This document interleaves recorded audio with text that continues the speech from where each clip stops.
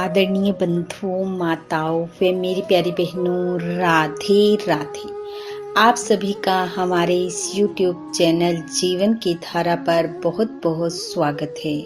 बंधुओं, आज हम इस वीडियो में ज्येष्ठ माह शुक्ल पक्ष दशमी तिथि, जिसे गंगा दशहरे के रूप में मनाया जाता है, के दिन गंगा मैया की कथा सुनेंगे, जिसे सुनने सुनाने से गंगा मैया की कृपा से पितृ पूर्वजों को मुक्ति मिलती है, उनका उद्धार होता है।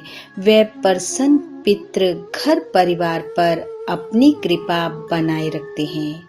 कथा सुनने के बाद यदि आप हमारे चैनल पर नए हैं तो कृपया हमारे चैनल को सब्सक्राइब करें, बेल आइकन को प्रेस करें ताकि हमारी वीडियो के नोटिफिकेशन सबसे पहले आप तक पहुंचे। वीडियो को शेयर व लाइक भी जरूर करें। बंधुओं, गंगा दशहरे का पर्व ज्येष्ठ शुक्ल पक्ष की दशमी तिथि को मनाया जाता है। इस दिन का हमारे हिंदू धर्म शास्त्रों के अनुसार बहुत अत्यधिक महत्व है। गंगा दशहरे के दिन भगीरथ जी के प्रयासों से मां गंगा का अवतरण पृथ्वी लोक पर हुआ था। इस दिन गंगा स्नान का बहुत महत्व होता है। जो व्यक्ति इस दिन गंगा जी में खड़ा होकर गंगा स्तोत्र का पाठ करता है, वह सभी प्रकार के पापों से मुक्त होकर अपने लिए मोक्ष के द्वार खोल लेता है।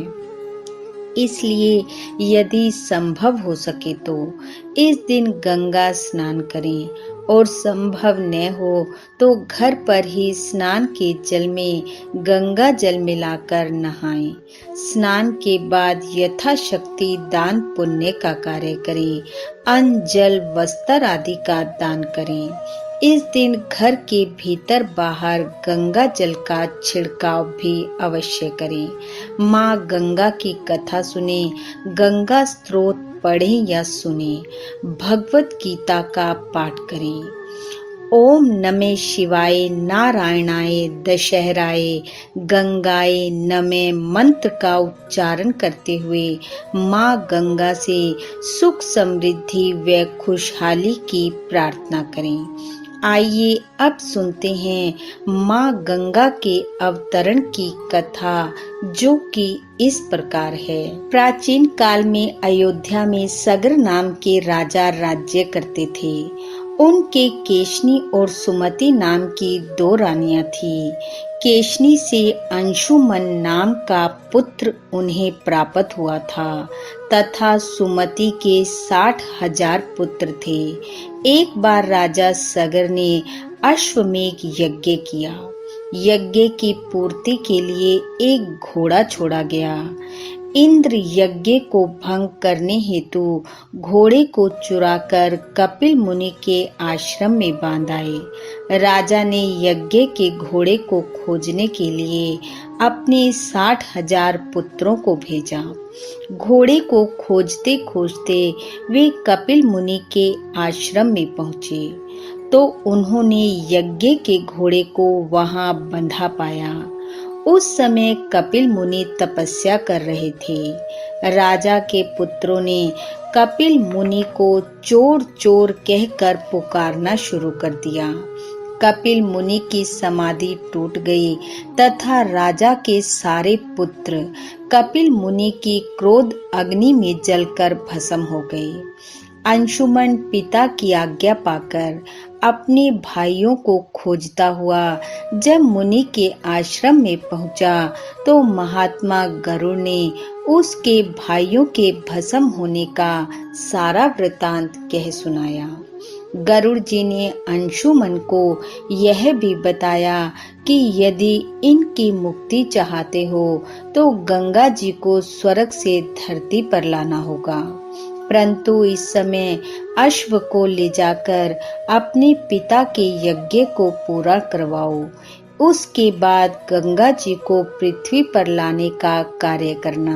अंशुमन ने घोड़े सहित यज्ञ मंडप में पहुंचकर राजा सगर से सब वृतांत कह सुनाया। महाराज सगर के मृत्यु के पश्चात अंशुमन ने गंगा जी को पृथ्वी पर लाने के लिए तप किया, परंतु वह असफल रहे।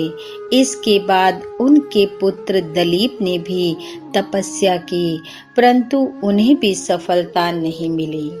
अंत में दलीप के पुत्र भगीरथ ने गंगा जी को पृथ्वी पर लाने के लिए गोकर्ण तीर्थ में जाकर ब्रह्मा जी को प्रसन्न करने के लिए कठोर तपस्या की। तपस्या करते करते कई वर्ष बीत गए। तब ब्रह्मा जी प्रसन्न हुए तथा गंगा जी को पृथ्वी लोक पर ले जाने का वरदान दिया। अब समस्या यह थी कि ब्रह्मा जी के कमंडल से छूटने के बाद गंगा के वेग को पृथ्वी पर कौन संभालेगा। ब्रह्मा जी ने बताया कि भूलोक में भगवान शंकर के अतिरिक्त किसी में भी यह शक्ति नहीं जो गंगा के वेग को संभाल सके। इसलिए उचित यह है कि गंगा का वेग संभालने के लिए भगवान शिव से प्रार्थना की जाए। महाराज भगीरथ एक अंगूठे पर खड़े होकर भगवान शंकर की आराधना करने लगे। उनकी कठोर तपस्या से प्रसन्न होकर भगवान शिव गंगा जी को अपनी जटाओं में संभालने के लिए तैयार हो गए। गंगा जी जब देवलोक से पृथ्वी की ओर बढ़ी तो शिव जी ने गंगा जी की धारा को अपनी जटाओं में समेट लिया। कई वर्षों तक गंगा जी को जटाओं से बाहर निकलने का मार्ग नहीं मिला। तब भगीरथ जी के पुनः प्रार्थना करने पर भगवान शिव गंगा को अपनी जटाओं से मुक्त करने के लिए तैयार हुए। इस प्रकार शिव की जटाओं से छूटकर गंगा जी हिमालय की घाटियों में कलकल निनाद करके मैदान की ओर बढ़ी। जिस रास्ते से गंगा जी जा रही थी उसी मार्ग में ऋषि जुहनु का आश्रम था। तपस्या में विघ्न समझकर वे गंगा जी को पी गए। भगीरथ के प्रार्थना करने पर उन्हें पुनः अपनी जांघ से निकाल दिया। तभी से गंगा जी जोहनी पुत्री जाह्नवी कहलाई।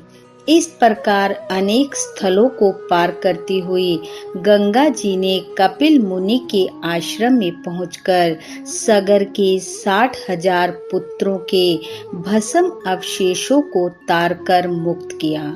उसी समय ब्रह्मा जी ने प्रकट होकर भगीरथ के कठिन तप तथा सगर के 60,000 पुत्रों के अमर होने का वर दिया और कहा कि तुम्हारे नाम पर गंगा जी का नाम भगीरथी होगा और जो भी मनुष्य पृथ्वी लोक पर भक्ति भाव से गंगा स्नान, गंगा पूजन व अर्चन करेगा वह अपने पितृ पूर्वजों को मुक्ति देता हुआ मोक्ष को प्राप्त होगा।